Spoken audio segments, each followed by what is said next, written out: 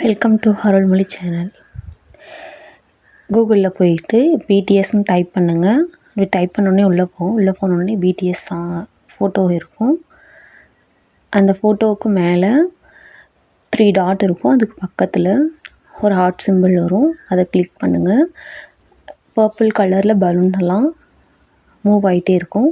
அதில் heart symbol இருக்கிறத click பண்ணிங்கன்னா பிடிஎஸ் மெம்பர்ஸ் 1 by 1 ஹாப்பி பர்த்டேன்னு விஷ் பண்ணுவாங்க.